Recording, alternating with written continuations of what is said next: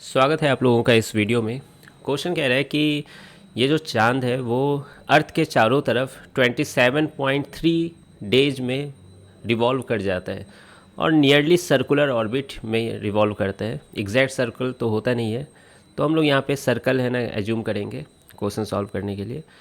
इस circular orbit की जो रेडियस है वो 3.84 इंटू 10⁵ किलोमीटर है। मीटर में चेंज कर दिया हूँ मैं, और दिन को सेकेंड में चेंज कर लिया हूँ ऐसा यूनिट में। एक दिन में 24 घंटे होते हैं और एक घंटे में 3600 सेकेंड्स होते हैं।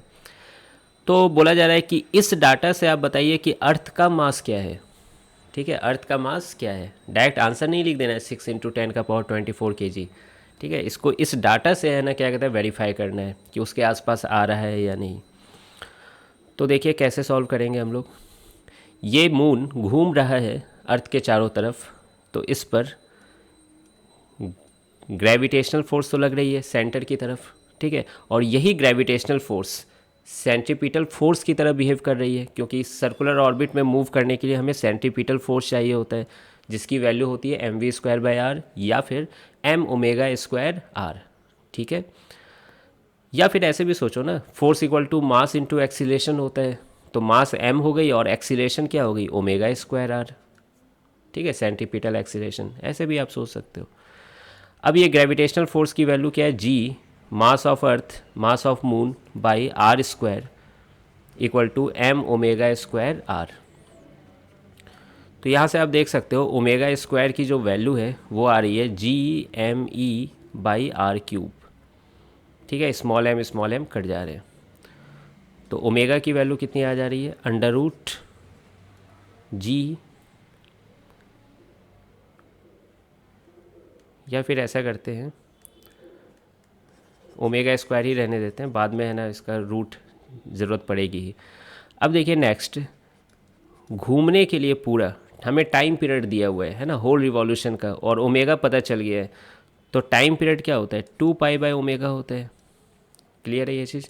या फिर यूँ लिखें तो ओमेगा इक्वल टू क्या होता है 2π/t होता है, जैसा लिखना चाहो। अब इसको ω² कर दो। ठीक है, ये चीज़ सिंपल है। ω² की वैल्यू अब यहाँ से उठा लीजिए, Gme/r³ इक्वल टू 4π²/t²।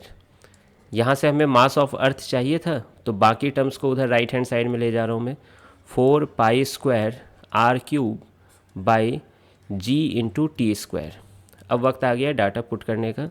4π² पाई की वैल्यू है ना, आर की वैल्यू क्या है ये पूरा है, तो लिख दीजिए 3.84 इंटू 10⁵ 5×3=8 है ना, तो ये 8 हो जाएगा का क्यूब। यहाँ पर क्यूब है, ध्यान रखिएगा। जी की वैल्यू 6.67 इंटू 10⁻⁻11, और t² की वैल्यू ये फिर से पूरी चीज़ लिखनी होगी हमें 27.3 इंटू 24 इंटू 3600 का होल स्क्वायर। अब देखिए आपको ना चाहते हुए भी कैलकुलेशन करना ही पड़ेगा, है ना। ये 8×3=24, 10 का पावर अलग से आप कर लो, ये 8×3=24 हो जाएगा। फिर ये 10⁻⁻11 है, और ये 0 है ना, ये सबको ऊपर ले जाओ। ठीक है, तो कैलकुलेट करोगे, मैं पूरी तरह से कर रहा हूँ, कैलकुलेटर का सहारा लिया हूँ। 6.02386 इंटू 10⁻24 kg आता है ये। क्लियर है ये चीज़। तो आप देख सकते हो अप्रॉक्स में आप इसको लिख सकते हो 3 सिग्निफिकेंट फिगर्स में 6.02 इंटू 10⁻24 kg। तो बस यही आंसर है। और हम लोगों ने जो याद किया हुआ है अर्थ का मास, वो 6 इंटू 10⁻24 kg याद किया हुआ है। और इससे देखिए कितना कितना आसपास रिजल्ट आ रहा है, बहुत ज़्यादा ही आसपास रिजल्ट आ रहा है ना। थोड़ा दूर आता है तो समझ में आता है। इसका मतलब ये सब जो डाटा यूज किया गया है, बहुत परफेक्ट डाटा यूज किया गया है यहाँ पर। ठीक है, तो आई होप कि आपको ये सॉल्यूशन समझ में आ गया होगा। मिलते हैं फिर नेक्स्ट वीडियो में।